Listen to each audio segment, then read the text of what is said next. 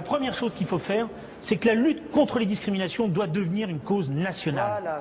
Elle doit devenir une grande cause nationale parce qu'il faut faire cette éducation du pays pour qu'il apprenne que désormais son avenir, c'est le métissage. Parce qu'il faut faire cette éducation du pays pour qu'il apprenne que désormais son avenir, c'est le métissage.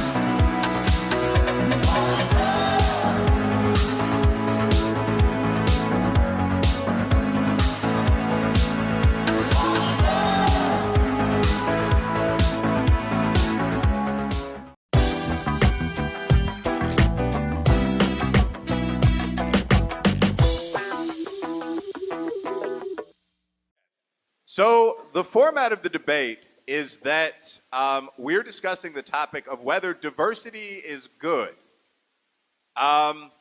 This is something that most people, I think, kind of take for granted. My opponent has a different opinion, perhaps, about diversity. So he's chosen to come, to some extent, to the Lion's Den, one of the larger historically black colleges, and argue that diversity is, in many cases, bad.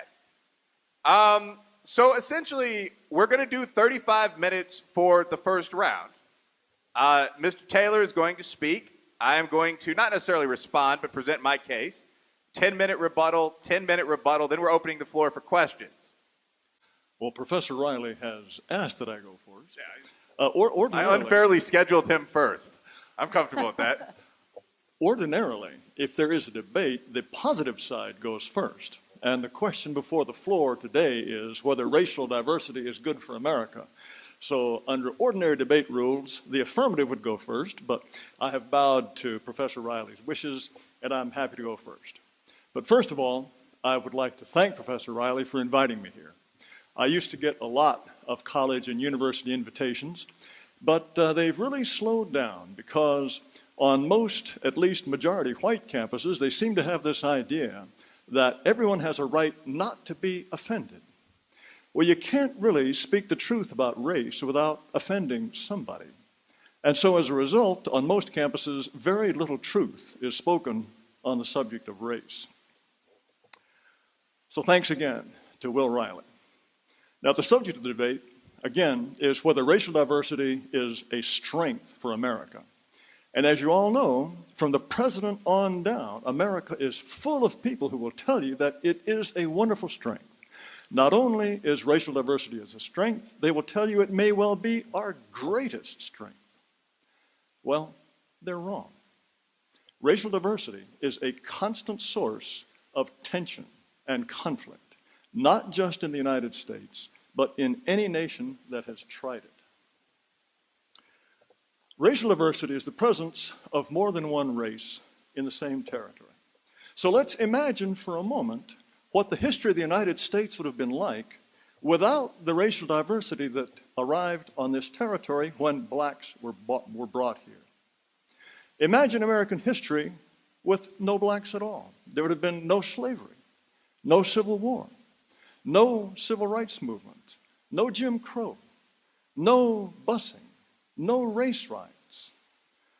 All of that. And it makes no difference whether all of those things that were unpleasant in our history, you can assume that they were 100% the fault of white people if you wish.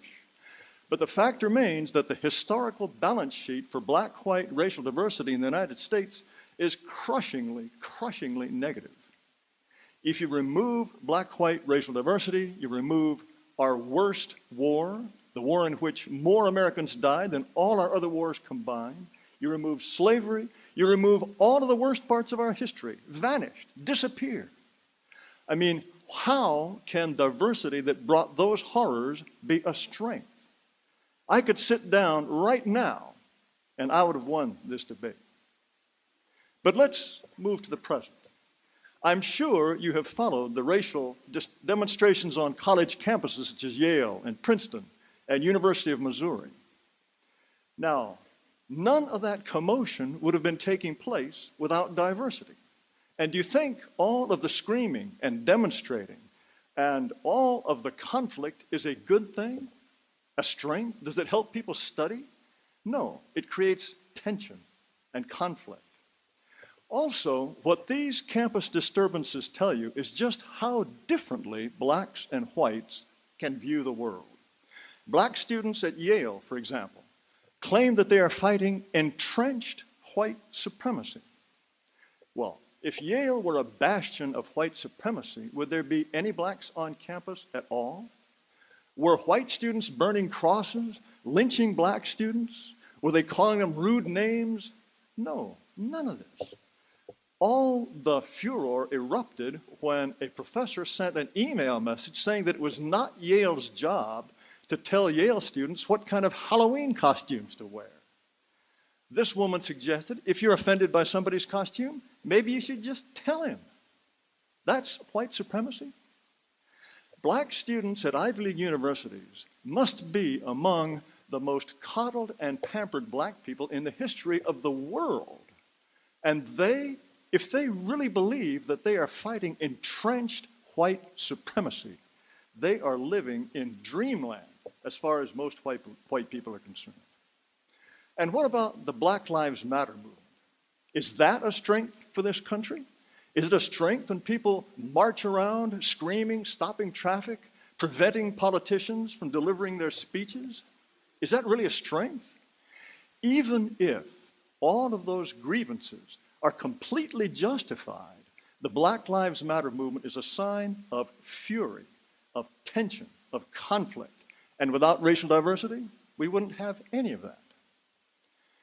This, too, is an example of how differently blacks and whites see the world. How did the Black Lives Matter movement really get started? It got started in Ferguson when Michael Brown was shot by a white police officer. When the Ferguson authorities decided not to indict that officer, 64% of whites thought that that was the correct decision. How many blacks thought it was the correct decision? Only 4%. That is a huge difference. Blacks and whites saw the same event, but they saw something completely different. Now, in order to win this debate, I don't have to convince you that whites were right and that blacks were wrong. My job is much easier.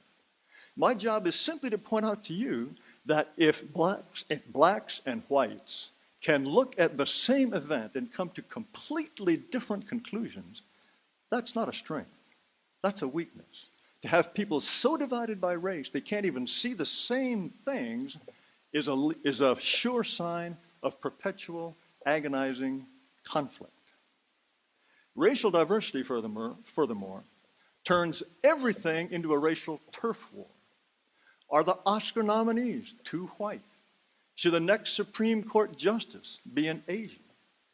Do we need more black policemen? Are there enough Hispanic programmers in Silicon Valley? In the United States, you can't just say, I hired the best possible programmers for my business, and I ended up with white guys and Asians. No. Unless you have the right mix, the right racial mix, you could even be sued. That's the kind of thing racial diversity brings. Let's look at this from a different angle. If racial diversity is our nation's greatest strength, it must be a truly, truly wonderful thing. It must be better than having a nation the size of a continent with wonderful ports on 2 oceans. It must be better than having the most productive cropland in the world. It must be better than having huge reserves of natural resources. It must be something so great that every man, woman, and child in America wakes up every morning and says, how can I get more of this wonderful stuff into my life? Is that how people really lead their lives? No. Are you all dying to go to school with Hispanics? Do you yearn for roommates or neighbors who speak Chinese? Probably not. Most people prefer to be around folks like themselves. Only white people are deeply confused about this obvious fact. In 2010, Brown University, big Ivy League university, did a study about housing segregation. And John Logan is the professor who was the lead researcher. What he found, I quote, he says, among minority households, even those with relatively high incomes tend to be clustered in neighborhoods where most of their neighbors are the same race. Race trumps income. In other words, black people who have enough money to buy a house in a white neighborhood bought houses in black neighborhoods instead. Well, Professor John Logan thinks this is all wrong. He has some kind of theory about how real estate agents are tricking black people and making them buy houses in black neighborhoods. I feel like telling him, John, darling, there are black people with enough money to live in white neighborhoods who prefer to live with black people. Not every black person in America wants you as a neighbor. Well, that's something he seems utterly incapable of understanding. The other day, I read an article in a Los Angeles newspaper about housing segregation in California. That state, as you know, is a real stew. There are people from all over the place there. And the article was one long moan about the fact that not only are there racially segregated neighborhoods, there are buildings, entire apartment buildings, where every single tenant might be from Korea, or every single tenant might be from Salvador. Well, the author of this article was all upset about this, another goofy white person. He seems to think that this is somehow a trick, too. Well, those people are living in those buildings because they prefer it that way. They like to live with people like themselves because they don't think diversity is a strength. Now, if you want to understand race in the United States, all you need to do is go to church. Yes, just go to church. Did you know that 95% of the church congregations in this country are at least 80% one race, and lots of them are 100% one race? There are even about 4,000 Asian congregations in the United States. Well, you are free to go to whatever church you like. Nobody's going to bar the door. Nobody's going to run you off. But when people are completely free to make choices that make them feel comfortable, they go and worship with people like themselves. People want to live, work, socialize, and go to church with their own tribe. A survey of Californians conducted by UC Berkeley found that a majority of whites, Hispanics, blacks, and Asians all agreed with the statement that people are happier when they are segregated. Again, California, as you know, is a mishmash. People from all over the world moving in, and Hispanics especially have been moving into south central Los Angeles, which used to be overwhelmingly black. Well, here is what the president of one black homeowners association said about Hispanics moving in. And I quote, "It's a different culture, a different breed of people. They don't have the same values. You can't get together with them. It's like mixing oil and water." Here is what one black person told the Philadelphia Inquirer some years ago. He says, "We don't want whites living in our neighborhoods. We don't want our children going to school with theirs. We don't want our daughters and sons marrying their sons and daughters. No thanks." Well, why have I been talking about segregation? It's because it's about how people really live, not what they claim to believe. It shows what they really think about diversity. Most of the time, they don't like it, and they steer clear of it. Now, don't get me wrong. If some people want to mix it up, absolutely, God bless them. After I have finished talking, somebody is going to get up, probably a white person, and he's going to say, "I love my Mexican friends and my Chinese friends." I say, fine, I'm happy for you. Love them for all you're worth. But don't think that you're somehow superior to the vast majority of people who prefer to be with people like themselves. And now what happens when people who prefer not to mix are forced to mix? The classic example of this, of course, is school busing back in the 1970s. And what happened when black children were bused clear across town to formerly white schools? Well, the white people cleared out. In Baltimore, there were 9 high schools that went from completely white to completely black in just 7 years. That's like overnight. The white people of Baltimore apparently did not think that racial diversity was a strength. And it wasn't just the people of Baltimore. White people cleared out everywhere. If you go to some of the biggest school districts in this country, you have to pull out a pair of binoculars to find a white student. In all of Dallas, Texas, only 4.6% of the students are white. In Los Angeles, 8.7%. In Houston, 7.8%. In Detroit, it's just 2.6%. Everybody else is non-white. Any white child who wanted a good stiff dose of diversity, this wonderful thing called racial diversity, all they'd have to do is enroll in the public schools in Chicago or in Miami or in Washington, D.C. But somehow, they don't. Well, so the whites ran away. But in many schools, there was still diversity. Why? Because the Hispanics and the blacks stayed behind. And you know what happened? Riots. Los Angeles, in particular, has a long, long history of black and Hispanic riots. They have been fighting each other time after time, year after year. Just last November, in Hawthorne High School in Los Angeles, there was a riot with 300 blacks and Hispanics pounding each other. 30 of them were later expelled or suspended. Several were arrested. But this stuff is just local news. And it's not just Los Angeles. There have been school riots, blacks versus Hispanics, all around the country. You can have blacks versus Hispanics, blacks versus Arabs, Hispanics versus American Indians, whites versus Hispanics. Just about any mix you can imagine, there have been school riots. Did you know that there are even a number of Southern Californian schools where the American flag has been banned? Why is that? Because the American flag so provokes Hispanics that they are likely to riot or be violent. Diversity has the power of turning Old Glory into the equivalent of gang colors. And you want to hear the saddest story ever of school diversity? I'll tell you. In 2010, the graduation ceremony of Puesta del Sol Elementary School in Victorville, California, had to be shut down and stopped because black and white parents rioted. Police locked down the school and made arrests. This is a graduation ceremony at an elementary school. I guess they didn't find diversity a strength either. So the government integrated schools. We got white flight and we got riots.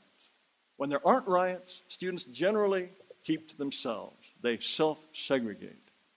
But there's a different kind of institution that the government has integrated even more thoroughly than any school in the country, and that's prisons. What's the result there? Again, race riots.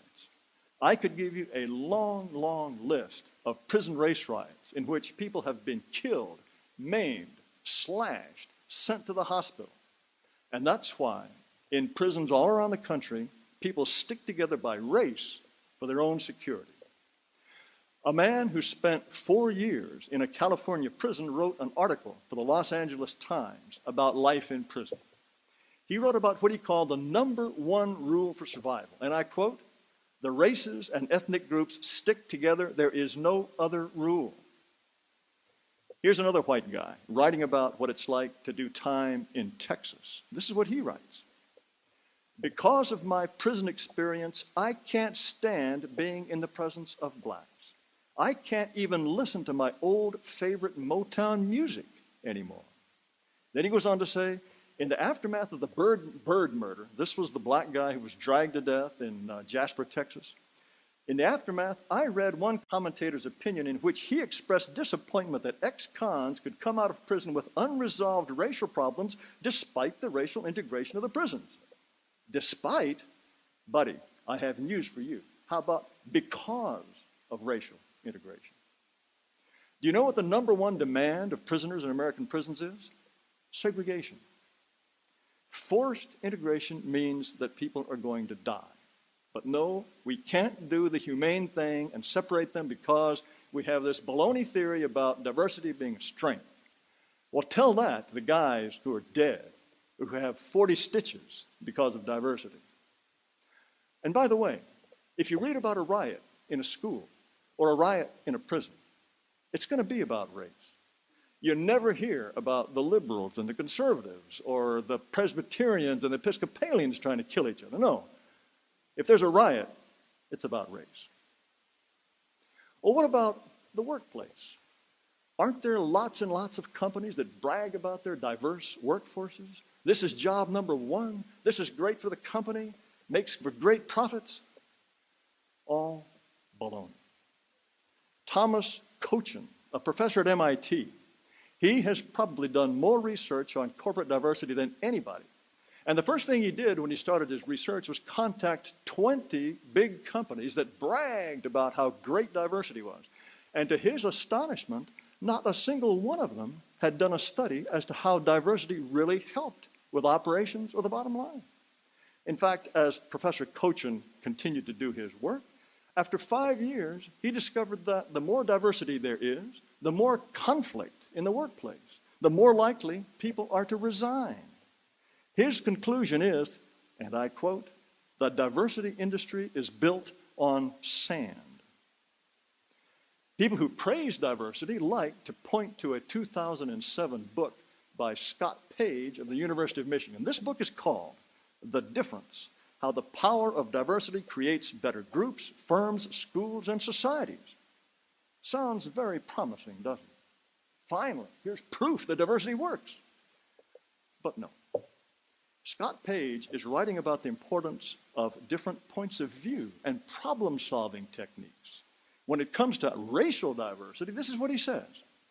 Lots of strange things can happen in a diverse group that would not be likely to happen among homogeneous people, including physical and verbal violence. The more different we are, the less we agree. Group dynamics can create no end of problems. People prefer to hang with people like themselves. This is just common sense. In fact, a large-scale survey called the National Study of the Changing Workforce found that more than half of respondents to the poll said they preferred to work with people not only who were of the same race, but the same sex and same level of education. Now, you've all heard about the diversity training and diversity management, diversity consulting. It's a $10 billion a year industry. But think about it. Why does the country have to spend $10 billion every year trying to figure out how to manage something that's supposed to be wonderful? You don't have to pay someone to tell you how to benefit from things that are genuinely good. Do you need a consultant to tell you how to deal with more vacation time or good weather or cheaper gasoline or free beer? No. The genuinely good things in life take care of themselves without consultants. There are diversity managers and diversity consultants because it's a mess and a problem and a bother, and people are going crazy trying to deal with it. Well, just how much of a mess and a bother? It would be impossible to count up every one of the insults and grievances and confrontations that stem from racial diversity. But we have a few indications. And one is the number of formal grievances, racial grievances that are filed in the United States every year. Now, things have to get pretty bad for somebody to file a formal grievance. And for every formal grievance, there's probably some kind of racial conflict that people either put up with or just walked away from. So how many grievances? Well, in 2015, the Federal Equal Employment Opportunity Commission, the EEOC, they heard 31,027 cases of racial discrimination, 9,438 cases of national origins discrimination, and 2,833 cases of color discrimination. That comes to a total of 43,298 cases. Brand new cases, all filed in just 2015, and that's a typical year. In addition, there were 9,000 cases filed in the federal court system. And that's just the feds. The states have all their own systems of grievance. In 2014, California dealt with 10,559 brand new race discrimination cases. And that's just one state. Every branch of the military has a grievance procedure. Every major university, all big companies. If you counted up every federal, state, local, civilian, military, racial grievance filed in the United States, how many would you come up with every year? 100,000? 500,000? I don't know. I don't think anybody can count that high. My point is, every one of these cases represents agony, heartache, and resentment. Think of all the time and money and agony that went into filing these cases, processing them, deciding them, enforcing them. It must cost the country billions of dollars every year over and above the heartache. And on top of that, we have diversity bureaucrats in businesses, affirmative action officers in the universities, in the military. We have this huge, clanking, wheezing, groaning machine chewing up time and money and resources just to try to manage the endless problems that stem from what is supposed to be a strength. In a country without racial diversity, all of that would disappear. And in their own sheepish way, a few scholars have tumbled to the obvious truth about diversity. Any of you heard about Robert Putnam of Harvard? He studied 41 different communities in the United States, ranging from the very homogeneous rural South Dakota to super mixed up Los Angeles. And what he found was that the more diversity there is, the less people trust each other. Well, Robert Putnam is a typical confused white guy. He was embarrassed by these results. He tried to find every possible way to explain his results that did not indict diversity, which he wanted to believe was a strength. Well, and that's why he sat on his results for 5 years. He was so embarrassed. But a few of his results leaked out, and so he finally published. And he found that diversity leads to a lower expectation that people will cooperate to solve problems, less voluntarism and less charitable giving, fewer friends and more unhappiness, a lower likelihood to register to vote, less confidence in local government and leaders, and a lot more television watching. When you don't have friends and you don't trust people, you watch a lot of TV. So there it is, straight from Harvard. Diversity destroys trust. Well, there was another study run by MIT and Tufts University that summarized 15 different pieces of research about diversity, and the conclusion is always the same. Excuse me, Mr. More Taylor. diversity, 5 minutes. less trust. Okay, 5 minutes. By the way, there's a field of research called happiness research. It's looking into what makes people happy. Well, Professor Michael Haggerty of UC Davis has surveyed decades of international happiness research, and he found that the happiest countries are homogeneous. He says, and I quote, they have a similar worldview, a similar religion, so it's easier for them to communicate and understand each other, and they don't have race problems. I'd like to close with just a few poll results. A 2007 poll asked non-whites whether racial tension is either a very important problem, somewhat important, or not important. 93% of Hispanics thought it was important. 92% of blacks. 79% of Asians. They can look around and they can see racial tension. Not only that, 50%, according to Rasmussen reports this year, 50% of Americans think race relations are getting worse. We still have race riots, for heaven's sake. Look at Baltimore and Ferguson. Why can't we get it right? We can't get it right for the same reason that nobody anywhere can get it right. Race is a fundamental dividing line. Show me a multicultural society, I'll show you conflict. Now, I've told you about the problems you get with racial diversity. And for Professor Reily to win this debate, he's got to show you the benefits that come from racial diversity that would never have happened without it. And those benefits have to be so wonderful and so numerous that they not only make up for all the agony I've just described, but they leave diversity way in the lead. For diversity to be a strength, it can't just be that diverse people refrained from killing each other. It can't be that they just got along reasonably well. There has to be something that came out of diversity that would have been impossible in a homogeneous white society. So in closing, yes, we have race problems in this country. Nobody would deny that. But we're not going to solve race problems by repeating slogans that just aren't true.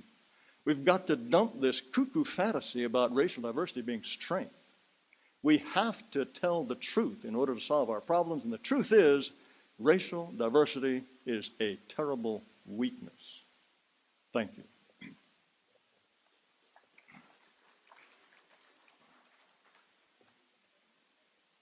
I can hear you, but I'm on the stage. Woo!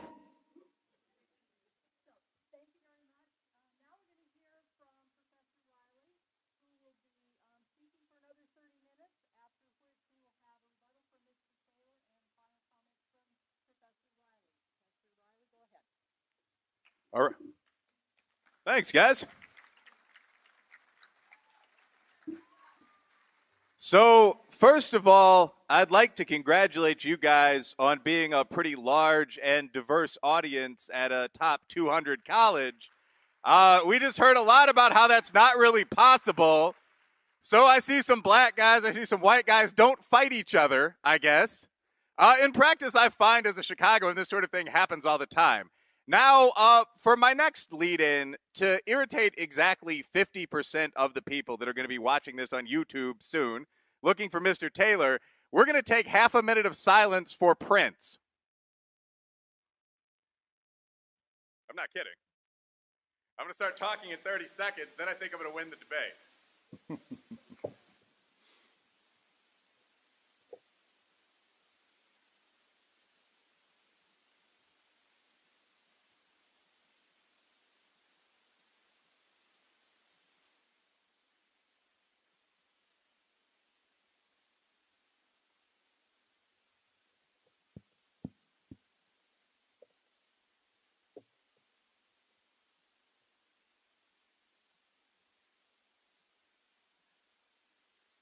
All right.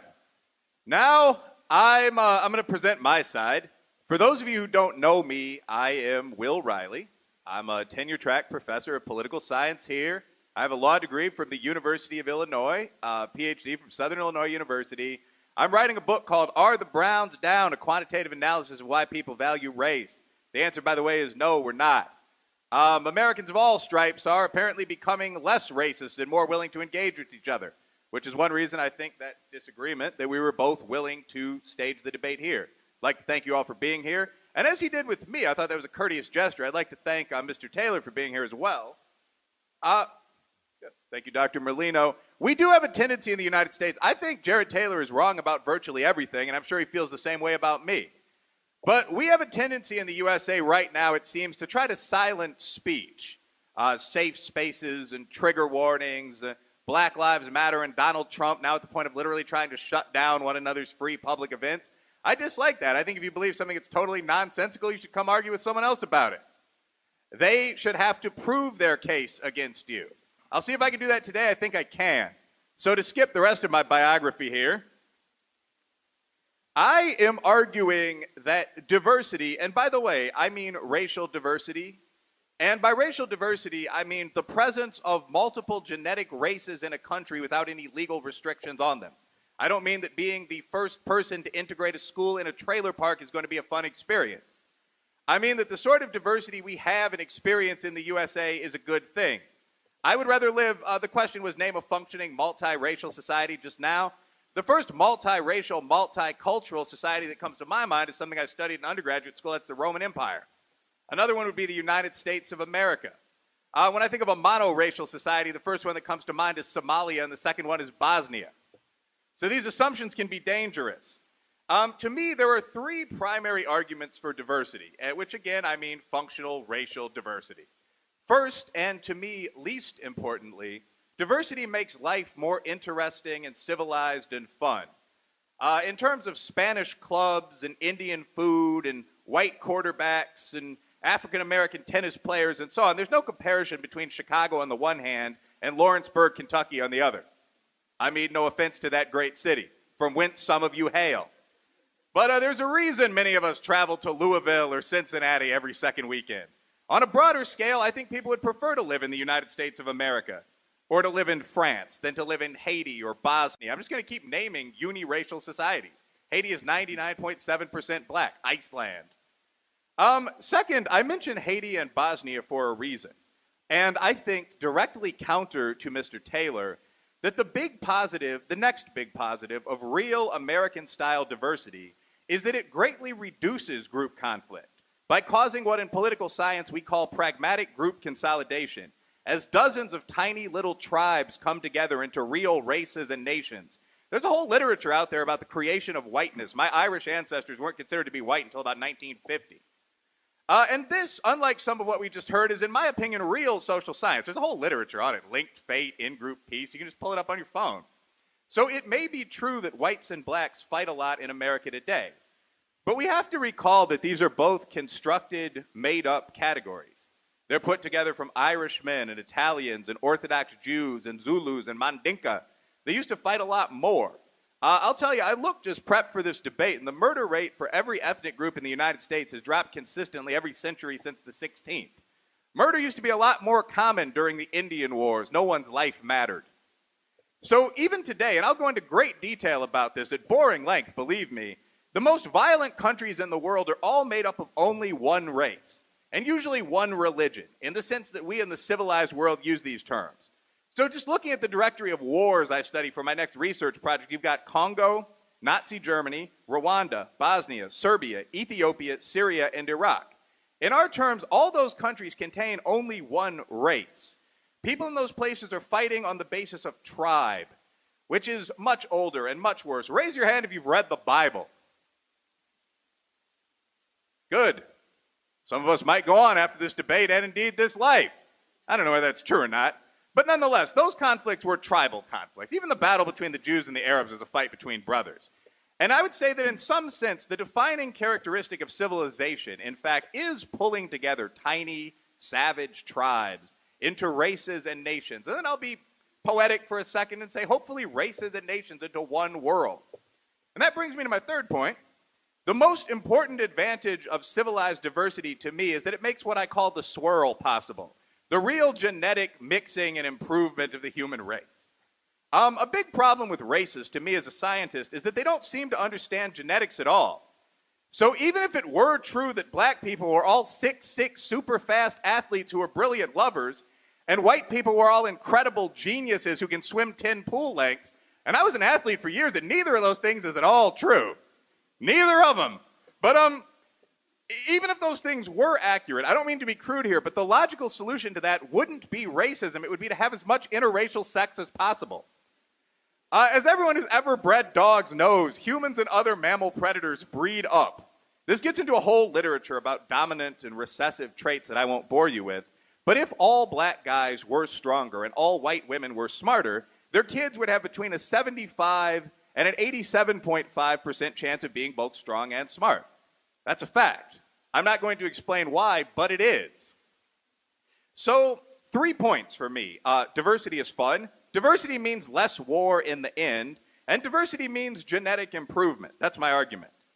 And I'm not going to go into there's some background quotes from Jared Taylor. Does he have some racist beliefs that might shape what he thinks about diversity? I don't really see any need to discuss that. I think his argument's just wrong, factually. So, I think that the argument for a uniracial nation, America was best as a white Christian country where men were men and women were glad of it, tends to rest on some very questionable genetic assumptions. It tends in almost every case to rest on the assumption that blacks are stupider than Hispanics, who are stupider than whites, who are stupider than Asians. I think if you look at actual history, how Ghana and Songhai and Mali did compared to, say, the Vikings in Northern Europe, that's not really likely to be true. So one thing that I would say, honesty compels me to admit that no human group is perfect. So blacks and whites and Asians do have complaints about diversity in modern America. So, for example, the African American crime rate right now is about twice the white crime rate. In my opinion, there are really no excuses to be made for that. That's something that needs to be fixed. The white community certainly seems to have problems of their own. Heroin is an epidemic here in Kentucky to the point where it's beginning to dominate national news coverage. Mentally disturbed youth occasionally shoot up entire schools. Immigration from the Hispanic community now affects both groups that I just mentioned, on top of their, or I'll say our, own flaws. But if you are not a bigot, you assume that social problems like these are the result of specific historical circumstances that can be fixed. To give a personal opinion, both black and white men in my generation need to work on traditional fatherhood. Once again, caring for children, helping support families. So there's that. But if you do have what I see as that taint of racism, you tend to assume that differences between groups in crime rates, IQ scores, the average African-American IQ, for what this is worth, is about 90, whites 101. Asians, it varies between 82 for Hmong and 110 for Japanese people. The bigot tends to assume that these are genetic problems that can't be fixed. And I didn't know whether I was going to do this or not before this speech, but I'm actually going to take a moment to explain why that's wrong in real historical terms. So, to an anti-racist, exactly what Mr. Taylor is worried about with immigration, changing the face of the country, integration, whites and blacks really coming together, that's already happened probably 24 times before. Different groups came into the United States. You'd see a real but manageable difference in something like IQ. You'd get all this crazy nationalist rhetoric, the American Party, if you're familiar with the cinematic classic Gangs of New York. But then, assuming that the group in question is treated fairly, one, treated fairly, and two, assuming that they're exposed to the mainstream of American culture, they almost always acclimate and contribute to the country. Not perfectly. The mafia, I hear, is dominated by Italians. But overwhelmingly, in the large majority of cases, we've seen this with Italian Americans. We've seen this with Sicilians, who will tell you emphatically they're not Italian. We've seen this with Chinese Americans, free blacks in the North, Japanese, Germans, Jamaicans. I could go on. Differences in IQ, in crime rate, in trust between members of different groups, what Jared just referred to, far larger than those between whites and blacks at the time of integration, or whites and Mexican Americans after the last wave of immigration, are in fact very normal between cultures when they get here. And those differences can last for a while. But in almost every case, they're not genetic, they're cultural. This isn't just my opinion. So, for example, at the time of World War I, according to Thomas Sowell, probably America's most brilliant black, conservative, Southern political scientist, I don't know how many of those there are, but he's the best of them. According to him, 26% of Irishmen only, 19% of Russians, and 14% of Americans at the time, or 14% of Italians at the time of World War I scored at the average or the median level of IQ on national tests. So all these groups were far below the median many years after coming to this country. The figure for Polish Americans was 9%. I don't want to say this crudely, but people were still telling Polish jokes in the city of Chicago when I was a young man. And according to Sowell, a whole bunch of groups during the World War I and even the World War II era, when you look at that test for soldiers that I originally cited, or at broader tests for civilians, Slovakians, Greeks, Portuguese Americans, Polish people, Croatians, Spaniards, people of Lithuanian background, all had IQ test scores in the low 80s, thus well below the black score then or now. I will say that northern blacks, northern black Americans, which is half of my family, also have a long tradition of outscoring southern whites on these tests. Without criticism, Mississippi, Alabama, in many cases Kentucky, have among the lowest average IQ scores in the nation on a very consistent basis. So many of these differences, at least the first two sets of differences that I described, the tests during World War I and the tests during World War II, weren't short-term. The majority of European immigrants to the USA came between 1820 and 1920. And these measurements, the average Polish score was an 81, these were taken during wars, in many cases a century later. But the fact is that after World War II, and this has been extensively documented, kind of virulent, in my opinion, evil discrimination against Irishmen and Jews and Italians ended. You saw no more signs that said things like, "No dirty Irish need apply." For those of you that are history buffs and know the name, we built Leviton, we built the first suburbs. And the IQ scores, the levels of social trust in America, for every group that I just mentioned, reached the national normal in or before my lifetime. So again, the bigot believes that these things are unchangeable, and that's why there's a suspicion, there's a leeriness of diversity. In fact, these are very changeable. People have integrated again and again and again and again into this country. As a Chicago boy, where we still have these groups in quote-unquote the neighborhoods, it feels kind of odd to say this, but Italian Americans, Jewish Americans, Chinese Americans, Black West Indians, and so on, are all among the 10 wealthiest groups in the country right now. This all happened inside that 100 or that 120 years that I'm describing. Black Americans were concentrated within that zone of kind of extreme racism in the South, people hanging from trees, and didn't benefit quite as much. But for them, or for us, the median for IQ, which is one of the things that we're talking about here when we talk about why people oppose diversity, grew to about 85 nationally. It grew to about 90 in the North. And it's worth noting that if you look at any of the mainstream kind of non-racist writing on intelligence, Stephen Jay Gould, the book Everything Bad is Good for You, intelligence tests are renormed, or they're made tougher every 15 years or so, to account for increased college participation and what's now almost universal literacy and book reading. So the average is always 100, but that means very different things in different eras. We can almost certainly say that even at 93 now, if you look at the average in my city versus 100 for Caucasians in the 60s, black people today are far smarter than all the dead white guys who wrote books arguing that we're dumb. It's funny how that works. These, to me, and this is the basis of my point, the idea that diversity can work, are cultural rather than genetic differences. Now, I'm going to kind of skip through a fair amount of this, because my assumption is that Mr. Taylor does not like diversity because he has some fairly racist assumptions about the potential of different groups. And I just gave a windy 8 or 9 minute speech explaining why I think that's wrong. But even if I may have explained why Jared here doesn't like diversity and why that's wrong, that's only halfway to proving that diversity is a positive social plus, that in layman's terms it's a good thing. And as I said before, I think there are 3 main benefits that diversity provides to people in a society. The first is the simplest. Different people are good at different things. That's true for men and women, in my opinion. That's true across racial groups, at least at any given time, social class. So the more diversity of race, or for that matter of subculture, age, of type that you have in a society, the better the food and the arts and the athletics, the shopping, all competition in that society is going to be. And this might sound shallow, but it's a major point. I prepped for these debates, and as part of the prep for this one, I sat down with a focus group of about 8 of my buddies, all males for the methodologists in the room. I don't really think that matters. But I asked them what our society would lack, what it just wouldn't have if it wasn't for diversity. This is a question you asked me. What wouldn't we have if it weren't for the diversity of our people?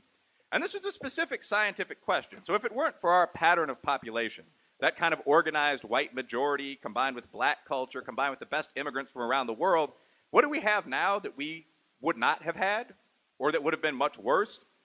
There were a total of 57 answers, and they include many or most of the things that we take for granted every day, and that we even think of perhaps as defining our country. I will say my favorite answer from a friend, Marquise Thomas, who asked me to shout him out to use his name, was mixed women. But I don't think that's the most serious answer in terms of things that we wouldn't have if we didn't have diversity. NFL football was mentioned by every one of the men. We're all former athletes. The top 5 quarterbacks are white. The top 10 running backs are black. That's a fact. Again, I doubt that is caused by any sort of purely genetic reason, but that is a reality. The Olympics, while I'm dealing with sports, I don't think it's any secret that we win every 4th summer and every 4th winter. And in part, that's because we have a team that represents a diverse, polyglot, civilized population. We have African-American runners, white swimmers, Asian gymnasts, and a baseball team that combines them all. Our rock music is a very direct mix of white instruments with sounds that were originated in the American black community. If it weren't for black Americans, rock and roll wouldn't exist. The man who said that, although he waited until near his deathbed to do it, was Elvis Presley. I will say hip-hop is the same thing in reverse. Black MCs, mostly, work with white engineers, Arab-American DJs. That's who's on my iPod right now. We the best. But I mean, good Chinese food and Mexican food, Jamaican, Indian, Italian, Brazilian, not even to mention sushi. And I guess, again, the nationalist or the bigot could argue that people in some science fiction, all-white America, could still cook Chinese food. But just living in the South has taught me to be very suspicious of Chinese restaurants that don't have a visible Chinese person involved. It turns out that some tough white guy who fought in Vietnam, honor to your service, you have a very different idea of Chinese food than our Chinese brothers do. And I mean, moving on quite seriously, Facebook, Twitter, LinkedIn, RIP to MySpace.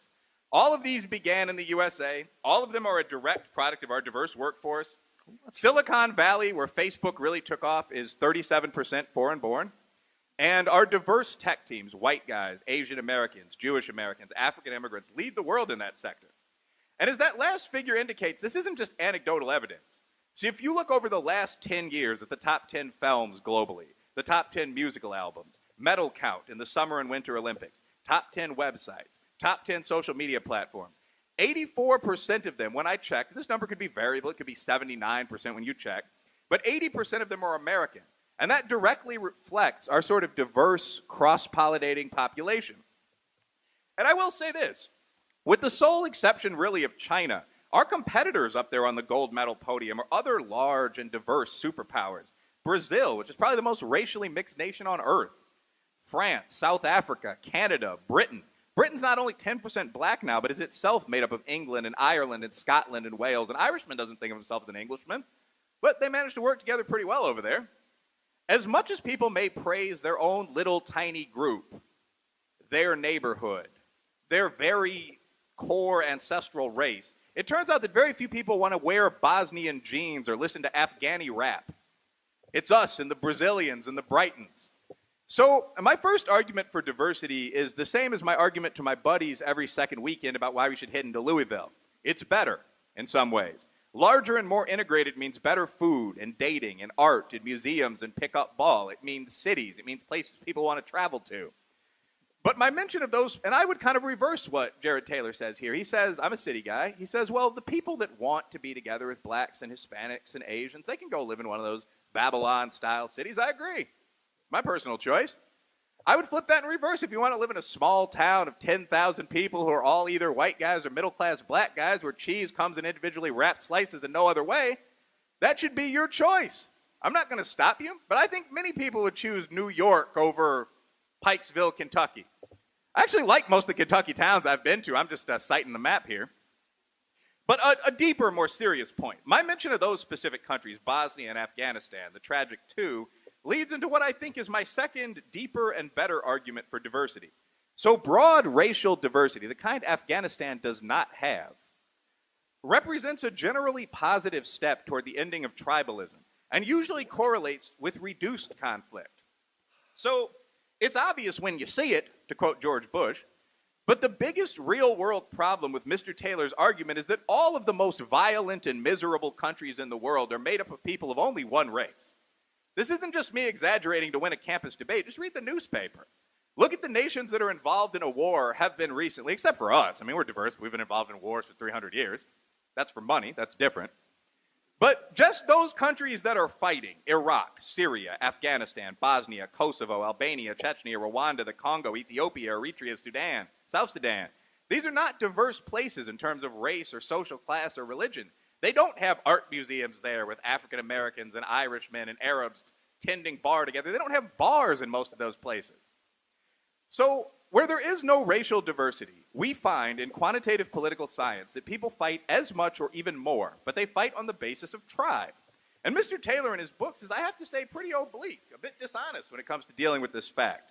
So in White Identity, I read the book, and I do think many whites, by the way, feel they should affirm their identity. I don't think within reason there's anything unhealthy about that.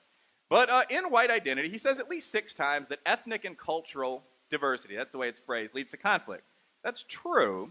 But the catch, again, as a professional political scientist, is something that we teach in our basic 201 class, which I encourage all of you to take. And that's the difference between an ethnicity or a tribe on the one hand and a race or a nation on the other. An ethnicity is not a race and a tribe is not a nation.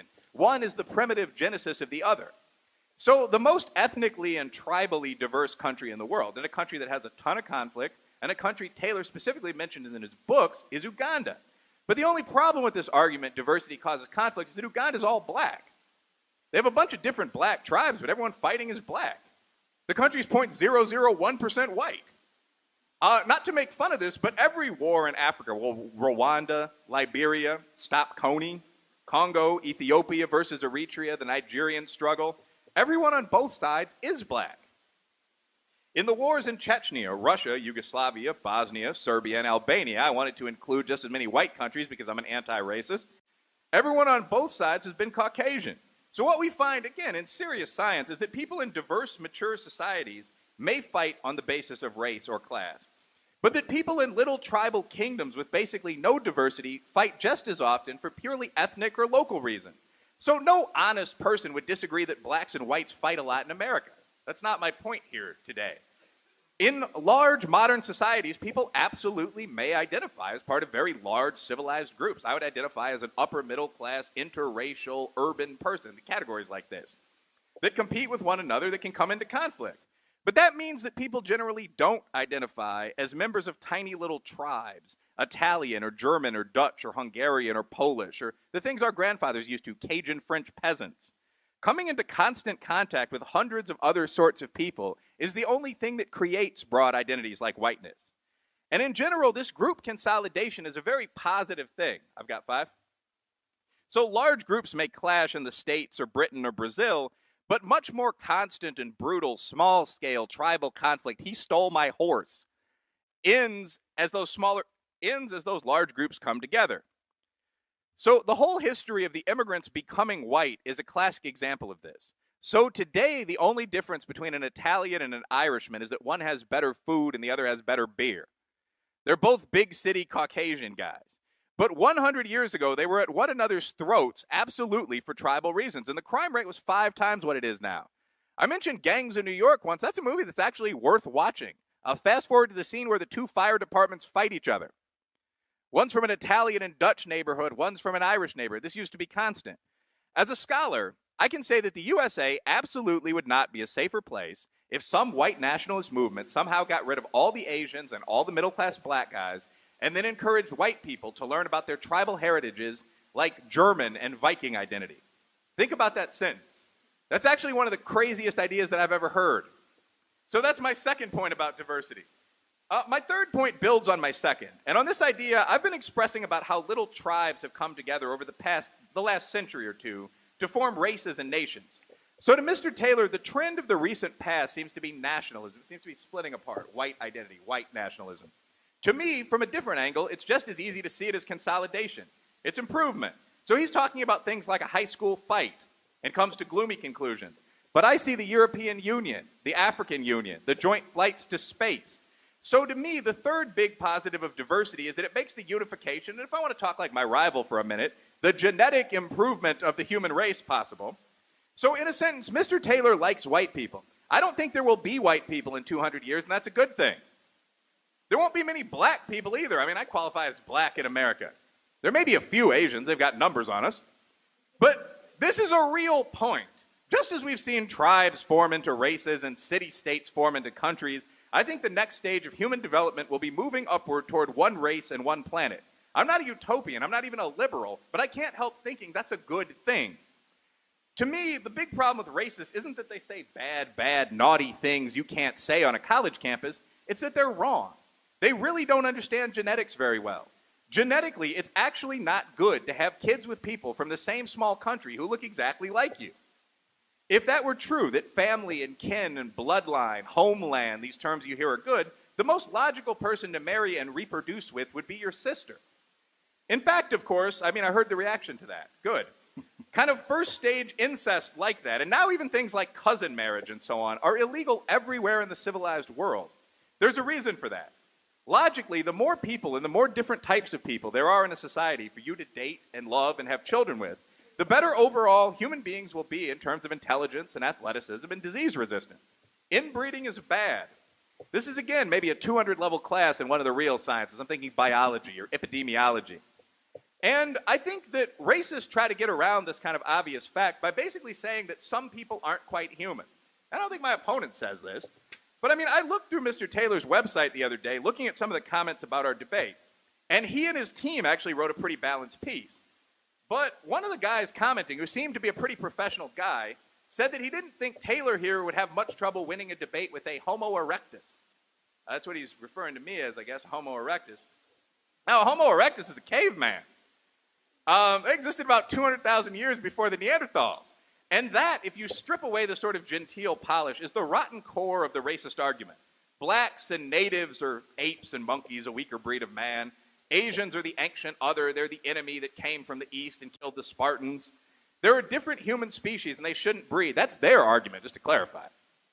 Now, as I mentioned earlier, even if that were true, if black people were dumb supermen and whites were smart wimps, just the rules of breeding mean that any child of the two would get about 75% of the brains and the strength. That's a net plus. 1.5 is bigger than 1 for those of you that are just starting that math curriculum here. But obviously that statement... Anytime? 30 seconds. But okay, obviously that statement about whites and blacks isn't true. We've already discussed and to some extent dismissed that genetic argument, which is why I went through 10 minutes of statistics about IQ. The reason that black Americans get a 19 on the global science test and white Americans get a 22 is not that blacks are genetically inferior. Caucasians in Albania and Chile and Persia and so on down the line average an 8. The reason Italians and Irishmen went from average IQs of 80 to average IQs of 105 isn't that the whole race magically genetically got 30% smarter over 30 years. These are differences of culture and opportunity, not race. All right. There's more. All right.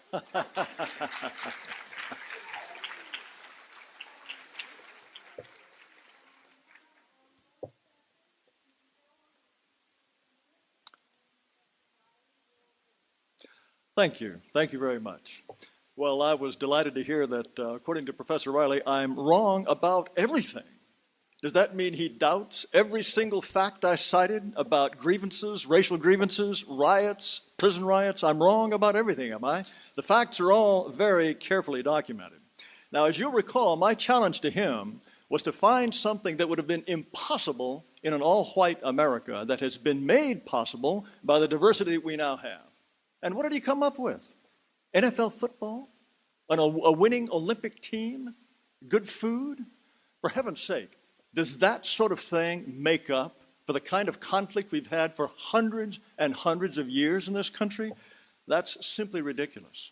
He also suggested somehow that if we were a homogeneous all-white country, we wouldn't have had Facebook or Twitter or all of these websites. The United States is a massively wealthy country.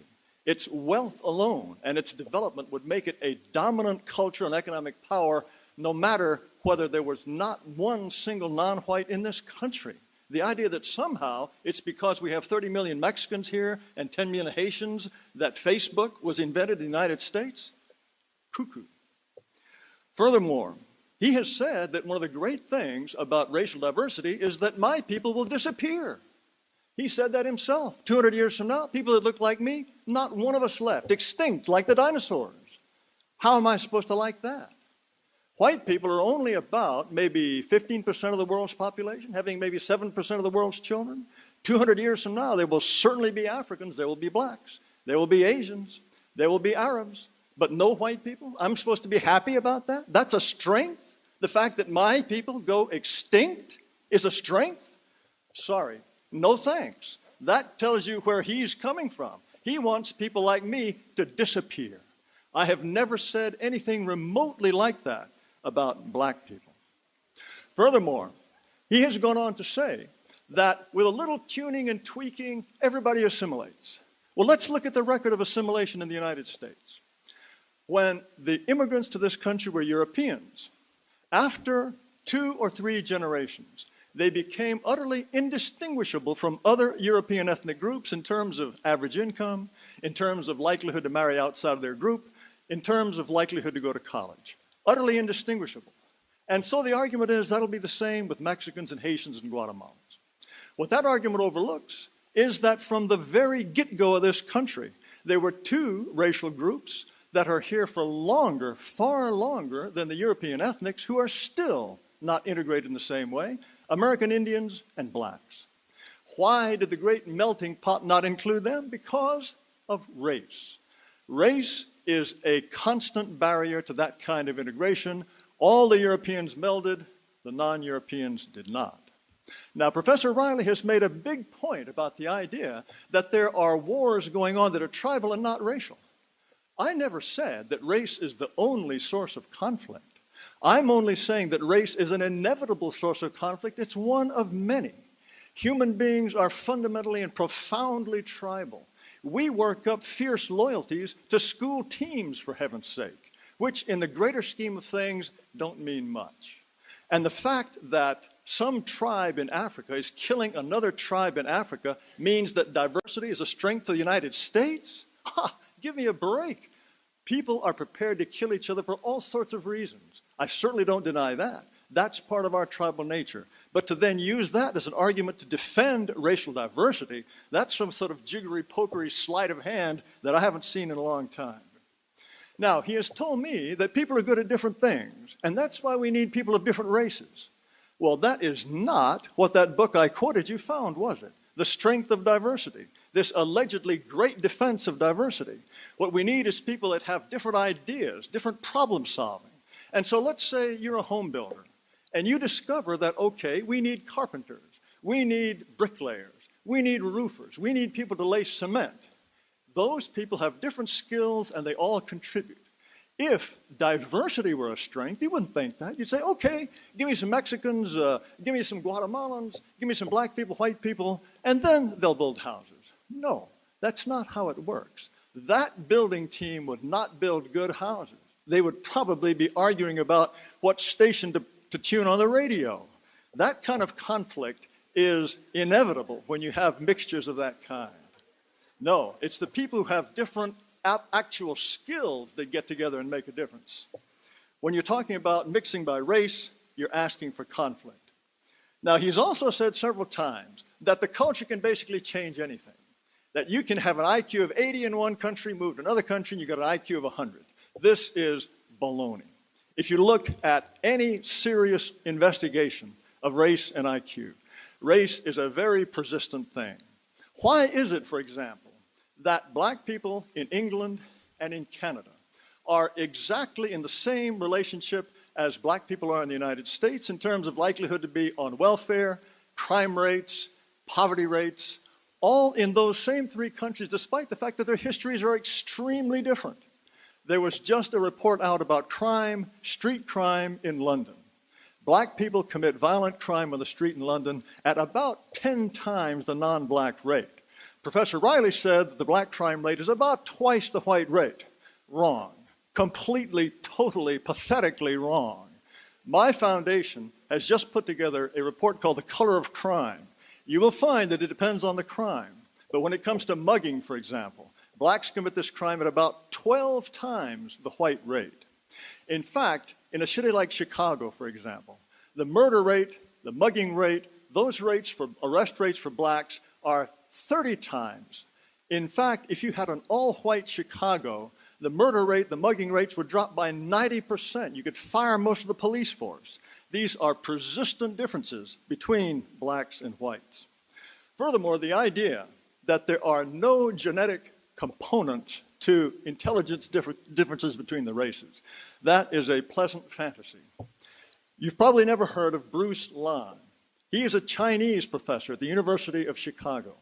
He was doing investigation into the genes that probably evolved about 5,000 years ago that contribute to brain size. And lo and behold, he found that those genes are distributed at different rates among the different races. And as a matter of fact, blacks have on average smaller brains than whites. Whites have on average smaller brains than Asians. In fact, this guy was so confident of his genetic discoveries that he was going to patent a biological IQ test. Just take a skin sample and test for your IQ. He got so much flack from people like Professor Reily that he finally decided, wait a minute, I'm not even going to apply for that patent. He said, maybe there are truths that it's best for us not to know. This is the kind of thinking that prevails in the United States today. Maybe there are truths that it is best not to know. That is why we have so many problems in this country that we refuse to talk about and are unable to solve. Finally, Professor Reily has talked about how wonderful it is that everybody comes together. Do you really want the entire human race to become one single mishmash? I believe in diversity. I like the fact that the Japanese are Japanese. Okay. I like the fact that the Thais in Thailand are Thai. I don't want everybody to become a complete mishmash, listening to the same music, looking identical, entertaining themselves in exactly the same way, watching the same television shows. No, I'm a true believer in diversity. And true diversity cannot survive the kind of mishmash that Professor Reily has in store for you and your descendants. No, no, no. I want people in the future to sing the songs that my ancestors sung. I want them to believe in the things that my ancestors believed. I think that each group is capable of building its own unique civilization, and each group and race should let its own destiny unfold without the unwanted embrace of people unlike themselves, if that's what they want. This kind of mixing is ultimately cultural suicide and cultural assassination, and I will always oppose it. Is my time up? All right. Oh, 15 seconds. Oh, 50 seconds. Let's see. I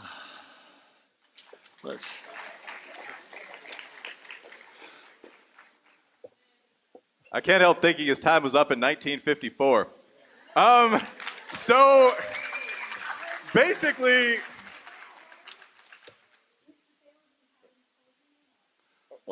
closing remarks. Well, furthermore, one thing that you have to understand is that a consciousness of race is built into human beings. By the time they are 6 months old, babies on their mother's knees spend more time looking at photographs of people of the same race as those of other races. In fact, all racial groups find it much more difficult to remember the faces of people of a different race. That is to say, Nigerians think Chinese all look alike, Chinese think Nigerians all look alike. And I'll give you one more example. If you give... All right. Well, I interrupted him. Okay, just one last example. If you give children 5 and 6 years old a bunch of photographs of different people of different sexes and different races and ask them to sort them into two groups. How will they sort them? Not by sex. 65% of the time they'll sort them by race, and only 15% of the time will they sort them by sex. By ages 5 and 6, they realize race is a huge dividing line, more overpowering a dividing line than sex. This is built into our human nature, and it's folly to deny it. All right. So I think that there's one point that I make here today that in essence defeats Mr. Taylor's entire argument. I don't think it's just me boasting. You say, to some extent, there are these differences between racial groups. You believe, I think, these are genetic, IQ, and the like. However, my core point here is that if people of different races love each other and sleep together as we become one unified planet, the large majority of these differences would vanish and human beings would overall be a higher performing group. And just as it's very easy for any academic, including both myself and Mr. Taylor, to quote studies. I've got about 10 here, but I'm only going to use one. A very major recent study, the Edinburgh Omnibus Study from the University of Edinburgh, one of the best schools in the motherland for this country in England, found that human beings today are taller by about 8 inches and smarter by about 25 IQ points than our ancestors. And they link this to growing genetic diversity. Whatever might be true for the individual races themselves, and I quite frankly think there are very, very few genetic differences between the races. Some of the highest IQs in the world are found in Nigeria, Ghana, the West African states. Most Americans don't know that because most Americans can't place Canada on a map, but that is a fact.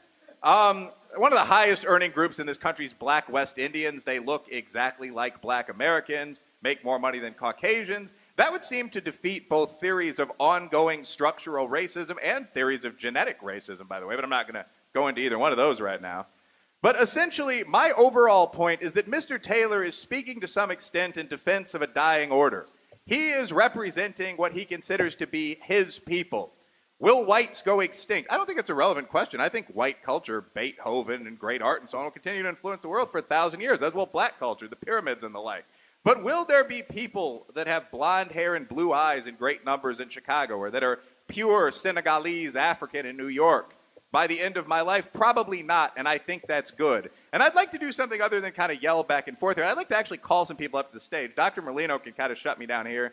But Crystal, in the front row, would you mind coming up? Jane, would you mind coming up? Aaron Gilliam. I beg your pardon? Oh, no, they can come up if they wish. Sure. All right, Aaron Gilliam. Plato, in the front row. Would you mind coming up to the stage? Shy Heath, you in the room? Duncan Adams. Andy Teal, are you in the room? All right, let's see who else I wrote down. Katie Drake, you in the room? What about Daryl Pinto? You in the room? What does this have to do with diversity, on the other hand? This is it. I'm gonna make a very simple point, then I'm gonna close here. So in order, I'd like kind of each of you guys to just walk up to the mic. It'll take maybe 5 seconds. Describe your ethnic background and something you think about yourself. All of you should come to this side of the stage. You can. And there's a point to this. I'm going to close. This won't take very long, but. Aaron Gilliam. I'm African American. My father's from Bahamas, so I consider myself Bahamian and African American. I'm a history professor here. That's it. Kind of short here. Hi, I'm Crystal Conway Cunningham. I'm African American on both sides of my family, and I actually identify with lesbian, so that's even more diversity for you. Hi, Jane Lingle, and I am, Irish, German, Scottish, English, Welsh, Cherokee, and Creole. I'm Duncan Adams. I'm from the Appalachian area, and it's one of the most, economically poor areas in the country. How you doing? My name is Shy Heath from Louisville, Kentucky, a graduating student. My major is psychology with a minor in biology, and I can say one thing about diversity is that we're all versatile as well. My name is Apledo Chukupatmo. I'm an African. I'm from the Republic of Liberia, and I have all of my families connected to the African heritage. Hello, my name is Katie Drake. Both sides of my family are white. I'm from Palm Desert, California, and I strongly believe in diversity. My name is Andrew Teal. I'm a senior at Kentucky State University. My background is Scottish, Irish, Polish, and Native American, and I'm a firm believer in diversity. I will say, I actually did not expect those guys to go up and say things like, I'm a firm believer in diversity, although it's good to know. I wanted to illustrate a particular thing here, though. There are contrasting visions in our society about what America is. And I will say that, at least for me, and we vote on these visions, and sometimes we fight for them. They're not ordained by God, but we each have ours, and we stand up for it. So this is, I suppose, my America. I prefer it, I think, to his. And I can virtually guarantee you that when the first human starship lands on an alien world, to trade or learn or make war, the people on it will look like this. They will not look like the people in Iceland or in Haiti. Well, those people are great too, and I encourage them in many cases to come to the United States of America. But in a very serious line from a joking movie, God bless America and every place else.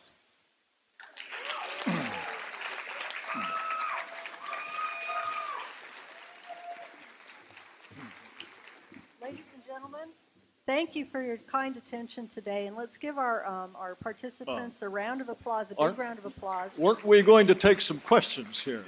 We yes, are okay. going to take some questions. If you have questions, please come up to the mic, and we will have question and answer for our participants. Come on down. Obviously, you can direct a question to me or Mr. Taylor. I suspect most will be directed to Mr. Taylor. As you have so far, please keep everything polite. Hi there. My name's Corey May. I'm a computer science major here at K-State. First of all, although I don't particularly agree with everything you're saying, it does take, a strong view and opinion, and really just a big man, to use a non-feminist term, to go up there and talk in front of people that are probably going to want to throw tomatoes at you. So I do appreciate that, and I respect it. Thank you. My question is, and this is probably a question full of fallacies, so poke holes in that as well, if you may, that I feel like when you debate something, there's obviously some motivation. And I'm not implying anything about whether you may or may not be a bigot, as he said you are. I can't prove that. But what I do ask is, I feel like there are so many things that are so much pressing on this country besides racial diversity. I mean, I don't know what your religious beliefs are, and I'm actually a Christian man myself, but objectively, more deaths in the world have come from religion than from almost any other source besides racial diversity. I mean, if you look at ISIS right now, they are Muslims killing Muslims. They're all basically the same race, and they're killing each other based on the basis of religion. Why aren't you fighting that? I mean, you see drunk driving, people killing themselves over alcohol every day. One could argue that you should just ban alcohol. You see all the deaths that come from that. Why aren't you sitting up here, fighting for, if you're a pro-life person, why aren't you fighting against abortion? I feel like there are so many things, sex slavery, that are so pressing and so incredibly terrible in this world, yet you're fighting for against diversity. I was wondering what your motivation is and why you think this is particularly important. Thank you. First of all, there are plenty of people who are on both sides of the abortion question. There are plenty of people who will talk about alcohol or drugs. There are very, very few people who are going to talk about race from an unorthodox point of view. And I appreciate your comments earlier. No, I understand that practically everyone in this room is likely to disagree with me. I do this because when there's a prison riot or when there's a high school riot, they're not fighting about religion. They're not fighting about whether or not they're going to drink alcohol. They're fighting about race. And this whole idea that this source of dissension and conflict in the United States is somehow our greatest strength, that to me is so palpably stupid and wrong that it seems to me somebody has got to stand up and talk about it. General George Casey, He is the guy who is in charge of all of our troops in Afghanistan. At one point he said, the strength of our armed forces comes from their diversity. What kind of foolishness is this? Does it not come from their training, from their equipment? Does that guy really believe that just because there are Asians in the squad or Mexicans in the squad, that it's going to be a better bunch of fighters? By his reasoning, the people who landed on the beaches in Tarawa and Guadalcanal were all a bunch of wimps because they were all just white men. He would assume that the Russians and the Germans on the Eastern Front, were they all wimps because they were just one race each? This is complete nuttiness. And so it seems to me somebody's got to stand up and say, no, diversity is not something people want in their own lives, and let's stop lying about it. So I think that's an important thing. That is one of the fundamental problems in this country, and that's why so many people think race relations are getting worse. So many people think that race relations and racial tension are a major problem in the United States. Why? It's because we lie about the idea that we're all going to hold hands and sing Kumbaya, and according to Professor Reily, he wants that, partly because people like me will disappear. So yes, I'm standing up for common sense, for a sane approach to these questions, and also for the preservation of my own people, which I think is fundamentally normal and healthy. As I said earlier, my name's Duncan. First, I want to ask you what your ethnic background is, and also what is your answer for the fact that all of the homogeneous white societies happen to be the most progressive nations in the world? Okay, first of all, I'm almost entirely WASP, white Anglo-Saxon Protestant. I've gone to this 23andMe thing, and they can't detect anything that's not essentially European. But it is wrong to conclude that white societies are particularly aggressive. When's the last time Sweden went to war? When's the last time Iceland went to war? When's the last time Belgium went to war? In fact, practically every society in the world has had its wars. The reason why white societies have had the most destructive wars is because they had the most advanced weaponry. You may recall that some years ago in Rwanda, Burundi, the Tutsi and the Hutu slaughtered 1 million of each other with machetes, for heaven's sake. If they had had tanks and bombers and nuclear weapons, they would have killed a whole lot more. To blame something that has to do with cultural advance, technological advance, on some kind of racial flaw is a complete mistake. I do not doubt for a moment that if the Chinese, for example, had colonized North America, I suspect they would have just exterminated every last one of the Indians. To somehow blame whites for something that is a human characteristic, tribalism and violence, and single them out for some kind of special treatment is utterly wrong and unfair. Also, are you aware that all those countries send troops to the Middle East every year and are also in NATO? They're in NATO, yes. Yes. But does that mean they're warlike? I think no. It means that at one time, NATO was formed because there was a fear of attack by the Soviet Union. The Soviet Union has fallen apart. I would be all for NATO being disbanded. I don't see any reason for NATO. But they are in it out of sort of a kind of cultural or historical inertia. It doesn't mean that the Icelanders or the Scandinavians are particularly warlike. Yes, ma'am. Hello, my name is Deshanae Blanks. I believe earlier, I came in a little late, I'm sorry. I believe earlier you said something about only African Americans and Hispanics start riots, or something like that, But Caucasians riot too, but African Americans, we've rioted for injustice. I mean, there are, high schools who riot and stuff like that, but they're adolescent, so they don't really know yet. But out in the real world, we're fighting for injustice, while white people are fighting over losing football games or winning baseball games. So I just want to know.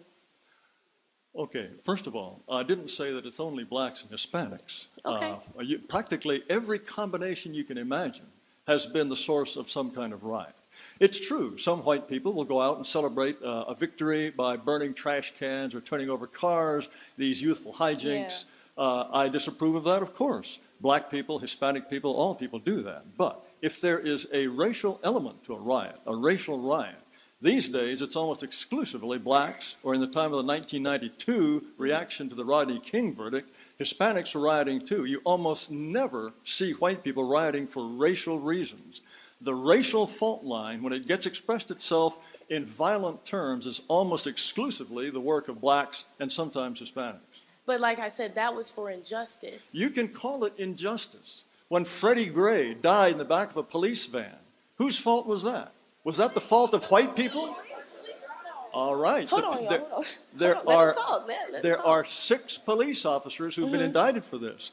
The 3 police officers who face the heaviest charges are all black.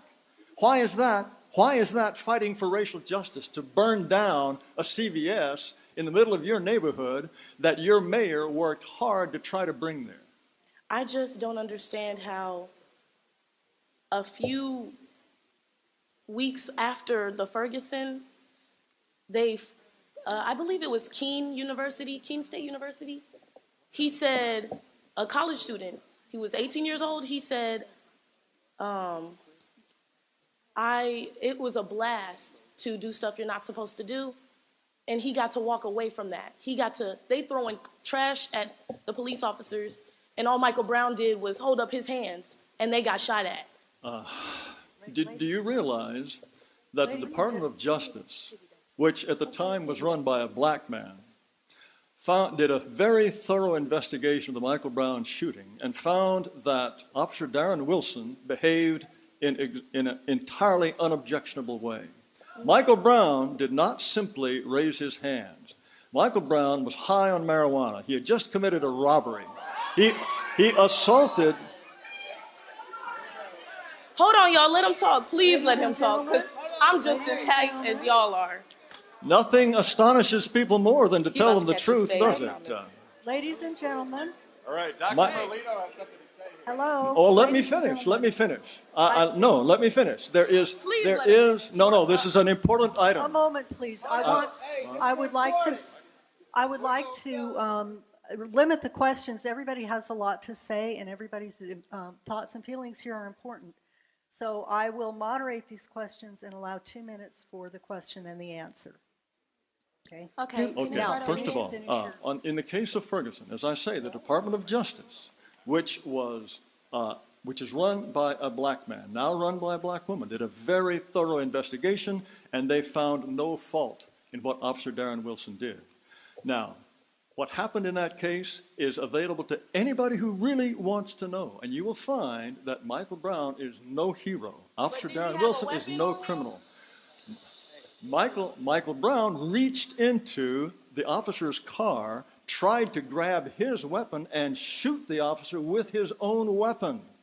That is an assault. In any case, the point is this. You can read that document by the Justice Department. You can see what actually happened. And this is why racial diversity is a weakness, because blacks will see what happened there and see one thing. Whites will look at what happened there and see something else. We are that divided by race. Again, as I said in my remarks, it's not my job to convince you that whites are right and blacks are wrong, although I think that is the case. My job is simply to point out, that we can see the same things and see something completely differently, and that is by no means a strength for any society. As someone who used to get paid a lot of money to manipulate the media, I will note you can also ask me questions to cut into kind of the uninterrupted flow here. Or you can engage Mr. Taylor.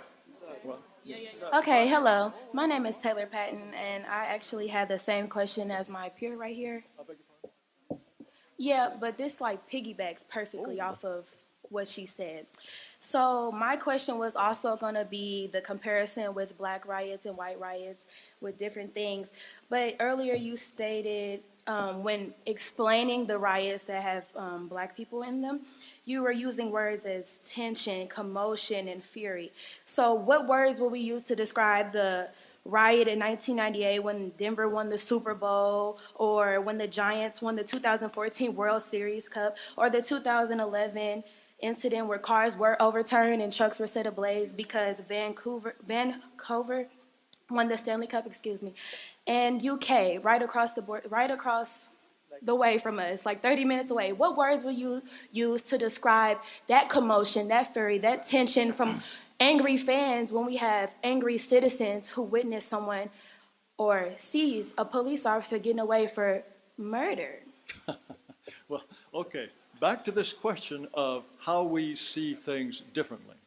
But my question is, what words will you use? The question, those words, well, generally it's victorious fans that riot. So they're not rioting out of fury and anger and frustration. They're rioting to celebrate. They're celebrating in a stupid and violent and contemptible way. But they're celebrating. They're not fighting for justice or whatever it is. My point is, when these alleged fights for justice break out in the United States, the grounds are racial.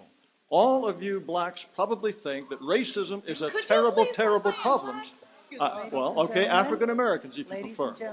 All of you probably think that racism is a terrible scourge in this country. But there would be no racism without racial diversity. Racism would disappear in a homogeneous society. Thank you so much, Mr. Taylor. All right. Okay, we're going to go ahead and limit the questions to one question per person. So, and then also we'll also give the two debaters 2 minutes to go ahead and reply back. And we're going to ask to make sure that we have order while we're here, okay? So, gentlemen, you have been waiting. Would you like to go ahead and speak? And if your microphone is not on, come over here. Okay, go ahead. Right. It worked now. It worked. Can I say one thing quickly here?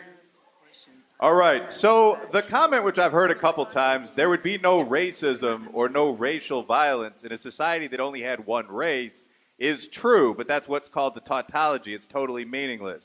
If you actually look at the United States of America in the North during the gangs of New York era and so on down the line, when the country was massively, overwhelmingly white, there was far more violence. People fought each other on the basis of religion, Catholic versus Protestant, something inherited from Europe. Irishmen fought Italians, who fought Dutchmen, who fought Greeks.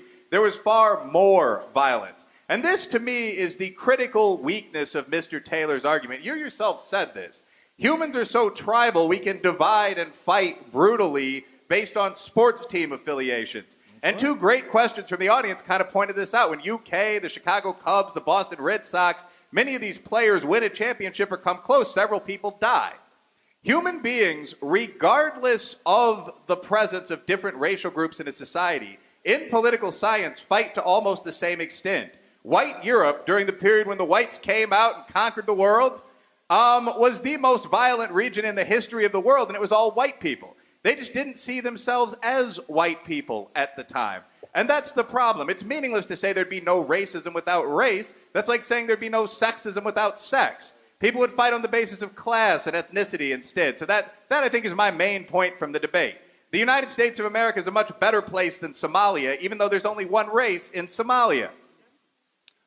May I? I don't really know if that's worth applause, but it's a pretty core point there. We want to thank both of you gentlemen, and we're going to go ahead and proceed to the next gentleman, please. And again, one question per person. What's up, Jared? I sat here and listened to you mislead my classmates with a lot of your statements. You know, with words you can say things and you can kind of make people have a different perception. So with Ferguson and Baltimore, those were not race riots. Those were rebellions against oppressive systems that we refer to as white supremacy. Also, whites do commit crimes at about the same rates that blacks do. Does it matter what crime it is, whether you're selling drugs or whether you're smoking them? It's still a crime. Christopher Columbus, when he came here, it said in Christopher Columbus' son's diary that he seen Ethiopians when he came here. So he actually thought that he came to India. So, you know, like, it wasn't just white people and blacks. There were blacks here. There were already people of darker skin complexion here. Also, Europeans were easily to assimilate into American society. That way they could get better housing, better jobs, and all types of other things because of their skin color. It wasn't because they were smarter or their brains were bigger or any other ignorance like that. Also, you talk about the wealth. You talk about the wealth. You talk about the wealth that is in this country. That wealth that is in this country was built off the backs of diversity. With something from Mr. Reily here, NBA, NFL. That's a lot of money invested in something when you could play one player $4 million or $50 million or 500 million? And, sir, we want to thank you so much for your comment. My question to you is... Excuse me. Let them go ahead and answer. What is the root of your racist rhetoric? Is it for preservation or is it due to fear? No. And 2 minutes will start now, sir.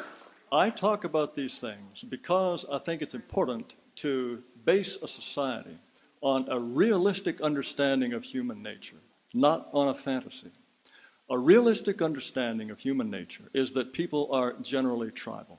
And as I have pointed out, and as this audience has pointed out, whites and blacks can see the same thing, look at the same thing, and find something completely different. Ferguson is an excellent example of this.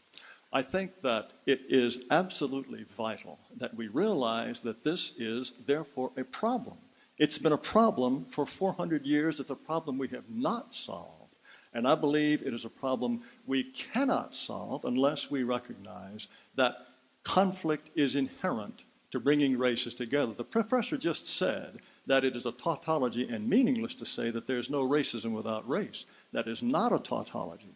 Look at Japan. Look at Iceland. Look at Korea. Look at places that are monoracial societies. There is no racism. There is no race violence. There is no problem of the hundreds and thousands of kinds that we have to solve through formal grievance procedures over and over and over and never get it right. I think that this is an insoluble problem unless we recognize that people are happier when they are with their own group. We should establish that as a fundamental understanding of human beings rather than constantly trying to force people together who do not wish to be together. And prisons are the prime example of this. We are actually killing people by forcing them to integrate racially when they would prefer to be apart. Thank you, Mr. Taylor. Dr. Reily, any response? 2 minutes, sir. Oh, I didn't know I was getting 2 minutes to respond this to isn't each of fair. the The questions question was to directed me. at Well, Jared Taylor. if you have a response. If not, we'll proceed with the other comments. Again, I would say that I think, first of all, I think that Jared Taylor is very skillfully fighting a rearguard action. What he is doing is protesting vociferously a basic fact of change. In 200 years, there won't be any white people. There probably won't be any black people either. As we integrate, as we date, as we commingle as a culture, most people will look like me or like many of the students I see in this room. So that can produce one of two reactions, either happiness. The human race is moving forward. We once were tribes, we now are races and nations, soon will be a world, or it can produce this sort of impassioned defense. Most people prefer to be with their own. I find I prefer to be with other city people or other black people or whatever the case might be some of the time. And sometimes I like to go to a jazz club or a Chinese restaurant where people are very different from me. I think both are reality, both exist within the human psyche, but the second is only possible in a civilized and diverse society. And I think Mr. Taylor's panic and fear comes from worry about his own eradication, something that, if you look at the end of life, is inevitable for all of us. Now, in terms of the specific question there, in Japan, first of all, in Japan, there's intense conflict and fairly frequent violence between the Japanese and ethnic Koreans, as I'm sure you know. Both of them are Asian in our terms. I would say the level of racial or ethnic conflict is roughly comparable to much of the United States. Wrong. They just don't Wrong. have... Well, I mean, ask a Japanese Korean, which I've had the luxury of doing several times in Chicago. The point is that they are not, in your terms, races. So obviously in Japan, there were fewer complaints filed on the basis of race because 90% of the country is Japanese. That's why I refer to that as a silly point. I'd be interested in seeing how many complaints are filed on the basis of sexual harassment in the Tokyo subway, where people are frequently brutally grabbed, women getting on cars, fist fights break out among male salarymen. But yes, there's very little racial conflict in Japan because there isn't much race, although the Koreans might disagree. Thank you, Dr. Reily. And because we have a very robust discussion going on and we have many students and we want everyone to voice their opinion or their question, everyone will be allotted 1 minute, and that will also include for the speakers 1 minute, now decreased from 2 minutes, okay? Because we do want to make sure we leave out of here in a respectable time. So you have 1 minute, sir. First off, Mr. Taylor, I'd like to thank you for being here. and respectfully, I ask that you don't interrupt me as you have my peers. I think that your perception shows your biases. It reflects what you really think about the black race. Everything and every response that you have responded to has been in support of the white race. And if you think that we do no wrong, then that's where you're wrong. Okay? And the fact that you said you blacks, that also reflects your biases and the reason why you're here today. And my question to you is, do these problems really stem from racial diversity or racism? Because your exact mindset is the reason why we have so much separation in this country. And the exact mindset that you're on is the reason that people have been oppressed for thousands of years. So, and just some statistics for you, because I really didn't buy into most of the statistics that you suggested, is... Sorry, we have to keep to a time. 1 minute, sir. Do you want to respond, Mr. Taylor? And then Dr. Reily, 1 minute. Well, we want to be respectful. So he can get back in line, and that's totally fine, but we have to be respectful and have order. Every one of you all are important. We want to hear your thoughts. Okay, Mr. Taylor, please. Yes, I have never, ever suggested that whites could do no wrong. I said that you can look back at all of the racial violence, oppression, disagreement, tension in the United States, and if you wish, you can blame it 100% on white people if you wish to. All I'm saying is that none of that would have happened without the racial diversity of having two races trying to share the same territory. Now, maybe you would argue that black people bring out absolutely the worst in whites. Maybe you would want to make that argument. If that's the case, why should whites want to subject themselves to that kind of temptation or that kind of situation? My point is, however, I do not believe that whites are unique in this respect. In the United States today, we have violence and separation and tension that crosses practically every racial line. And that's why, to me, the question is not what's wrong with white people. It's not what's wrong with black people. It's not what's wrong with Hispanics. It's what's wrong with diversity. Thank you very much, Mr. Taylor. Thank you. Dr. Reily, if you have a response, 1 minute, please. And just a heads up to everyone here, I've just received notification that we will only take 3 last questions. Anyone that has any input, I'm going to ask that you please take this to Twitter. And I'm going to ask that you tweet your response with the hashtag KSU debate. And you will receive a response. We want this to continue on in a professional, scholarly way. So we will take 3 final questions. Dr. Reily, please continue if you have a response. 1 minute. I do have a quick response. And as I understand, we're responding to the young Caucasian gentleman's point. Much of what Mr. Taylor's attributed to racial diversity is, in fact, attributable to racism. Is that correct? Yeah, I think that that's a point that neither of us has really addressed during this debate. First, even if there is some, and this wasn't my theme for the debate, I think diversity is good. So I think that none of the advantages in society that I mentioned would exist without some civilized level of racial diversity. I also don't think you'd have an idea of white, what Mr. Taylor is using, if it weren't for centuries of Italians and Irishmen and so on unifying to compete with other groups like African Americans. But anyway, that's beside the point. I do think racism is something that can be worked on and that can be fixed. Humans do have an aggressive tribal instinct. It's called prey drive. All mammal predators have it, to be dorky for a second. However, humans are prone to a lot of problems. I have weak eyes, so I wear contact lenses. I don't just stumble around not seeing things. Similarly... Thank you very much, Dr. Reily. If you may, please, sir, your question or comment. 1 minute, please. I first of all want to make a clarification. You stated that the blacks in Canada and Great Britain are more of the type of people who go for assistance living and welfare. And they are... Okay.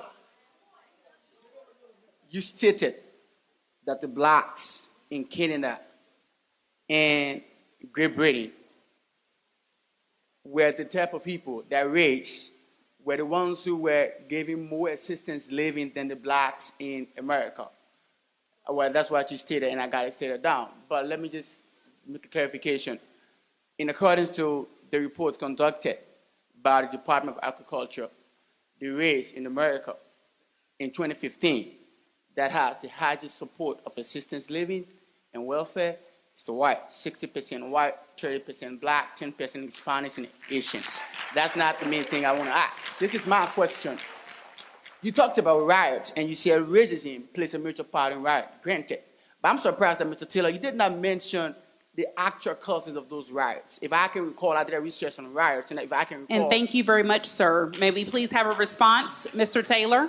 Yes, yes. He actually was given 10 seconds extra because he was asked to repeat or for clarity. Okay, so please, let's maintain order.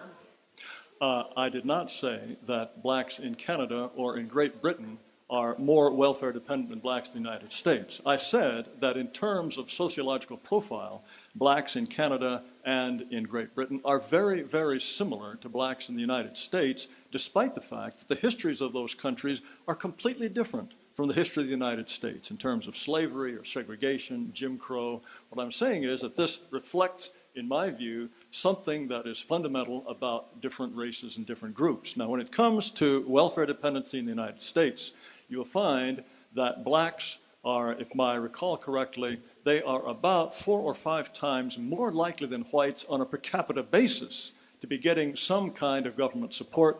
Hispanics are not too far behind, but Asians, interestingly enough, are less likely than whites to be getting some kind of government support.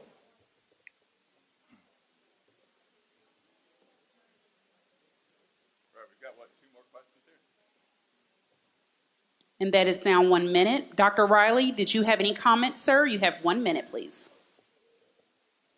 On this particular question, rates of welfare dependency in Canada and Britain, I mean, I think that all groups have easily targetable points. For example, the large majority of pedophiles happen to be white. I don't think that in general, I'm not familiar with the Canadian and British cases, so as a scholar, I don't have any in-depth commentary there. However, I would say, returning to one of my core points, and I had about 10 pages of this in my speech that I actually cut in half.